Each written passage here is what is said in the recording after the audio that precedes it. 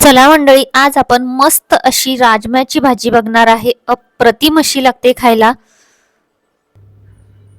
नमस्कार मंडळी, स्वागत आहे आपल्या संगीता सोमी किचन मध्ये. आजची रेसिपी एकदम सोपी आहे, झटपट तयार होते. तुम्ही लंच, डिनर आणि टिफिन साठीही बनवू शकता.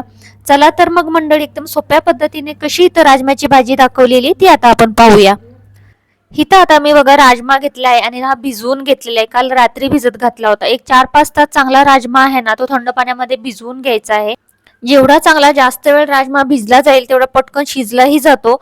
बघा आता हा राजमा आपण एका भांड्यामध्ये काढून घेतला, त्यावरती 1-2 पाण्यातून मी धुवून घेतलेला आहे. त्यानंतर त्यामध्ये थोडंसं पाणी घातलं आणि त्यावरती मीठ घालून घेतलेले. आता आपण हा कुकरला लावून घेऊ, त्यावरती झाकण ठेवते आणि 3 ते 4 शिट्ट्या काढून घ्यायच्या आहेत. 3 शिट्ट्यांमध्येही शिजला जातो. चांगला भिजला असेल तर पटकन शिजतो. बघा आता कुकरच्या शिट्ट्या होतात तोपर्यंत आपण एक कांदा घेतलेला आहे, तो बारीक असा चिरून घ्यायचा आहे. बाजूला मी थोडासा कढीपत्ता घेतलेला आहे. टोमॅटो अर्ध घेते, त्यातील बिया काढून घेऊया आणि आपण अशा पद्धतीने चिरून घेऊया. आता हे आपण टोमॅटो चिरलेला कांदा वगैरे बाजूला ठेवूया आणि कुकरच्या 3 शिट्ट्या करून घ्या. मीडियम ते स्लो गॅसवरती 3 शिट्ट्या चांगल्या करून घ्यायच्या आहेत. त्यानंतर कुकर थंड होतोय तोपर्यंत मी एक कढई घेतली, त्यामध्ये एक छोटी पळी आहे, त्याने मी 5 पळी तेल घातलेलं आहे. पळी मोठी असेल तर 2 पळी घालू शकता. त्यानंतर तेल गरम झालं की मोहरी घातली. मोहरी तडतडली की कढीपत्ता घातला. त्यानंतर चिरलेला कांदा घालून घ्यायचा. कांदा चांगला भाजून घ्यायचा. कांदा थोडासा असा सॉफ्ट व्हायला लागला की त्यावरती आपण आलं लसूणची पेस्ट 1 छोटा चमचा भरून घालून घ्यायची आहे आणि तीही चांगली परतून घ्यायची. जसं आलं लसूणची पेस्ट आपण तेलामध्ये घालतो की एक छान असा सुगंध सुटला जातो. आलं लसूणची पेस्ट चांगली भाजली की त्यानंतर त्यामध्ये ओलं वाटण जे आपलं घरातलं असतं ते मी 3 चमचे घालून घेतलेले पोहे खायच्या चमच्याने. त्यामध्ये भाजलेलं खोबरं, भाजलेला कांदा, लसूण याच्यामध्ये ऍड केलेला आहे. याची संपूर्ण रेसिपी तुम्हाला बघायची असेल तर संगीता सोमी किचन मध्ये मसाल्याच्या दोन्ही रेसिपी मी अपलोड केलेले आहेत. त्यानंतर चांगला कांदा मसाले भाजल्यानंतर त्यामध्ये सुके मसाले ऍड करायचे. सुक्या मसाल्यांमध्ये इथं आता मी लाल तिखट घातलेले, जिरा पावडर, धने पावडर 1-1 चमचा घातलेली, किचन किंग मसाला 1 चमचा घालून घेतलेला आहे. याच्यामध्ये हळद अर्धा चमचा घातलेली आहे. हे मसाले 2 मिनिटं परतून घ्यायचे. त्यानंतर आपण चिरलेला टोमॅटो घालायचा. टोमॅटो घातल्यानंतर थोडा टोमॅटो वाफवून द्यायचा. एक 2-3 मिनिटं टोमॅटो चांगला परतला की मग आपण त्याच्यामध्ये जो राजमा घेतलाय तो बघूया आपण शिजलेला. बघा परफेक्ट असा आपला राजमा शिजून तयार आहे.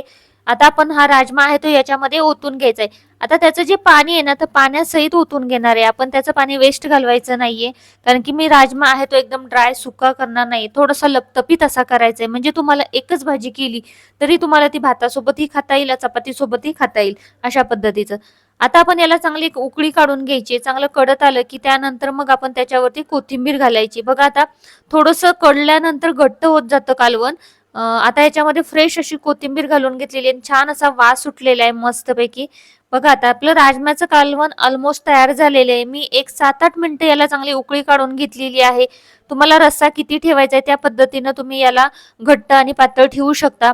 बघा आता याला आणखीन 1-2 मिनिटं उकळी काढून घ्यायची आहे आणि त्यानंतर आपण गॅस बंद करून घेणार. याच्यामध्ये तुम्ही राजमाचा मसाला असेल तो घातला तरी चालेल किचन किंगच्या ऐवजी, किंवा मग कसुरी मेथी पण थोडीशी हातावरती चुरून घातली तरी एक छान असा फ्लेवर येतो. बघा काय मस्त असं आपलं कालवण दिसतंय की नाही. हे तुम्ही लंच डिनर साठी बनवू शकता, टिफिन साठी नेण्यासाठीही बनवू शकता. बघा अप्रतिम असं दिसतं. खायला म्हणाल तर अतिशय टेस्टी असं बनलं जातं. भातासोबत तर हे खूपच छान लागतं. चला तर आता मी गॅस बंद करून घेते आणि मग आपण ताट सर्व करून घेऊया. काय अप्रतिम असा कलर आलेला आहे. नक्की अशा पद्धतीचं बनवून बघा. इथपर्यंत रेसिपी बघत असाल आणि तुम्हाला रेसिपी जर आवडली असेल तर नक्की चॅनलला लाईक, शेअर आणि सबस्क्राईब करायला मात्र विसरू नका. बेल आयकॉन प्रेस करा अशाच आपल्या काही गावरान सोप्या रेसिपी पाहण्यासाठी. बघा मंडळी काय मस्त असं आपलं कालवण दिसते का नाही, बघूनच तोंडाला पाणी सुटले. नक्कीच अशा पद्धतीचं तुम्ही बनवून बघा. कसं झालंय त्याची कमेंट करा.